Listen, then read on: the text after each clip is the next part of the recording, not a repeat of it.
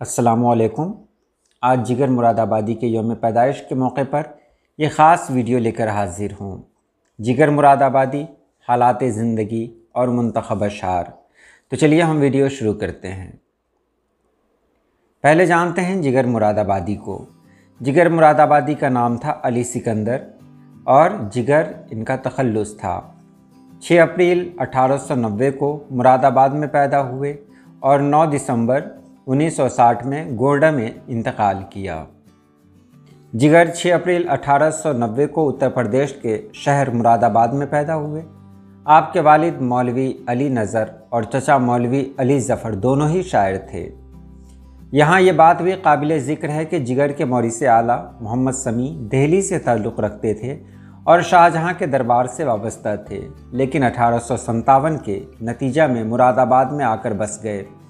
جگر کے والد خواجہ وزیر لکھنوی کے شاگرد تھے۔ ان کا مجموعہ کلام باغ نظر کے نام سے ملتا ہے، گویا شاعری آپ کو وراثت میں ملی تھی۔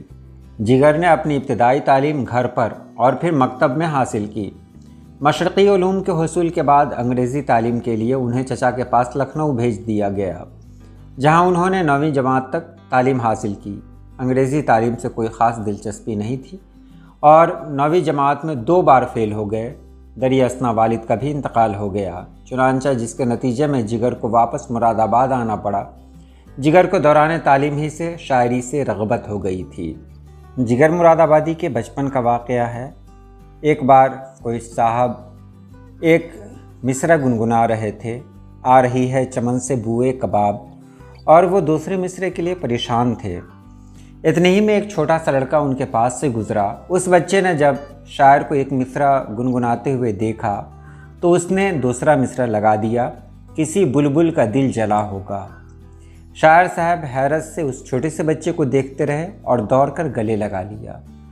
یہ واقعہ ان کے بچپن کا ہے۔ اس سے پتہ چلتا ہے کہ جگر مرادآبادی کو شعری شعور بچپن سے ہی تھا۔ ان کے بارے میں ایک اور بھی واقعہ بہت مشہور ہے کہ ایک بار بہت سارے لوگ ان کے پاس آئے اور انہیں نعتیہ مشاعرے کی دعوت دی، لیکن جگر مرادآبادی نے انکار کر دیا۔ انہوں نے کہا کہ میں ایک شرابی انسان ہوں، میں ایسی مقدس محفل میں نہیں جا سکتا جہاں نبی پاک صلی اللہ علیہ وسلم کی تعریف ہو۔ تو لوگوں نے بہت ضد کی، بالآخر جگر مرادآبادی نے بات مان لی۔ جب ان کو مشاعرہ میں جانا ہوا تو مشاعرے میں جو بھی سامعین تھے انہوں نے ان کا بائیکاٹ کرنا شروع کر دیا۔ جگہ جگہ پوسٹر لگا دیے کہ جگر مرادآبادی کا اس شہر میں داخلہ ممنوع ہے۔ جگر مرادآبادی کسی طرح محفل میں پہنچے اور پہنچنے کے بعد ان کے نام کا اعلان کیا گیا۔ سامعین میں بھگدڑ مچ گئی، سامعین ہوٹ کرنے لگے۔ جگر مرادآبادی کھڑے ہوئے اور کھڑے ہونے کے بعد ایک ہی مصرع پڑھا تھا، ایک رند ہے اور مدحت سلطان مدینہ، ہاں کوئی نظر رحمت سلطان مدینہ۔ اس کا اثر سامعین پر ایسا پڑا کہ سامعین جھوم گئے۔ اس کے بعد جو جگر مرادآبادی نے نعت پاک پڑھی، وہ نعت پاک جگر مرادآبادی کی زندگی میں ایک ایسا موڑ لے آئی کہ جگر مرادآبادی نے اس کے بعد شراب کی طرف نظر اٹھا کر بھی نہیں دیکھا۔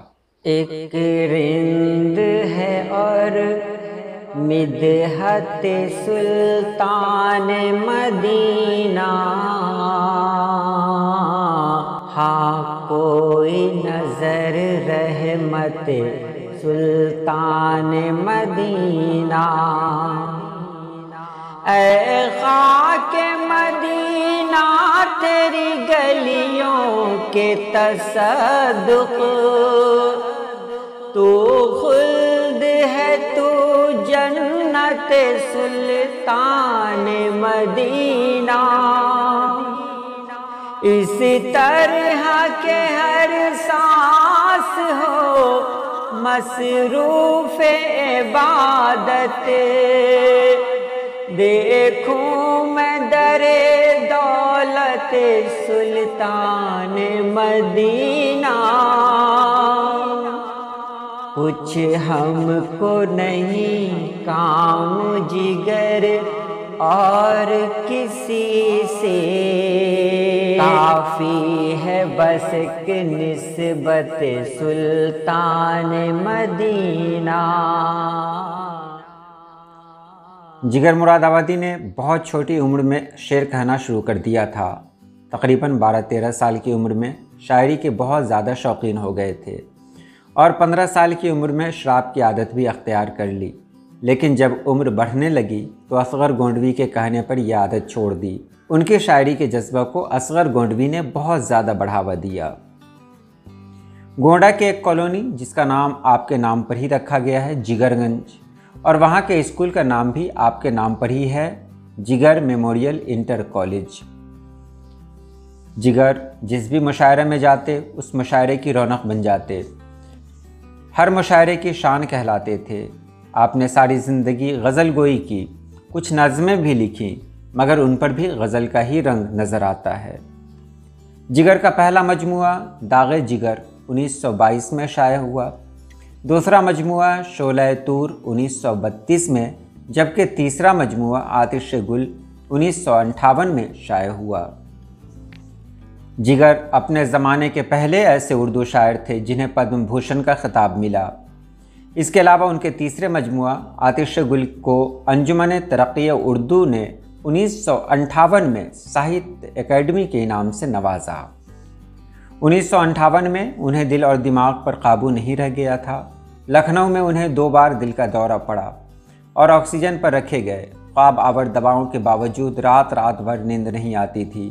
1960 میں ان کو اپنی موت کا یقین ہو چلا تھا اور یہی وجہ تھی کہ وہ لوگوں کو اپنی چیزیں بطور یادگار تقسیم کرنے لگے تھے۔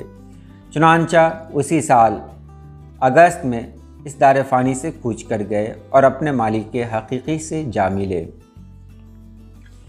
جگر مراد آبادی کے منتخب اشعار: یوں زندگی گزار رہا ہوں تیرے بغیر، جیسے کوئی گناہ کیے جا رہا ہوں میں۔ میری زندگی تو گزری تیرے ہجر کے سہارے، میری موت کو بھی پیارے کوئی چاہیے بہانہ۔ پہلے شراب زست تھی اب زست ہے شراب، کوئی پلا رہا ہے پیے جا رہا ہوں میں۔ آتش عشق وہ جہنم ہے جس میں فردوس کے نظارے ہیں۔ ہنسی تیری آنکھیں ہنسی تیرے آنسو، یہیں ڈوب جانے کو جی چاہتا ہے۔ ہم کو مٹا سکے یہ زمانے میں دم نہیں، ہم سے زمانہ خود ہے زمانے سے ہم نہیں۔ دل میں کسی کے راہ کیے جا رہا ہوں میں، کتنا حسین گناہ کیے جا رہا ہوں میں۔ یہ عشق نہیں آساں اتنا ہی سمجھ لیجئے، ایک آگ کا دریا ہے اور ڈوب کے جانا ہے۔ ہم نے سینے سے لگایا دل نہ اپنا بن سکا، مسکرا کر تم نے دیکھا دل تمہارا ہو گیا۔ ایک لفظ محبت کا ادنا یہ فسانہ ہے، سمٹے تو دل عاشق پھیلے تو زمانہ ہے۔ جو طوفانوں میں پلتے جا رہے ہیں وہی دنیا بدلتے جا رہے ہیں۔ ان کا جو فرض ہے وہ اہل سیاست جانے، میرا پیغام محبت ہے جہاں تک پہنچے۔ اپنا زمانہ آپ بناتے ہیں اہل دل، ہم وہ نہیں کہ جن کو زمانہ بنا گیا۔ اتنے حجابوں پر تو یہ عالم ہے حسن کا، کیا حال ہو جو دیکھ لیں پردہ اٹھا کے ہم۔ تیرے جمال کی تصویر کھینچ دوں لیکن زباں میں آنکھ نہیں آنکھ میں زبان نہیں۔ آ کے تجھ بن اس طرح اے دوست گھبراتا ہوں میں، جیسے ہر شے میں کسی شے کی کمی پاتا ہوں میں۔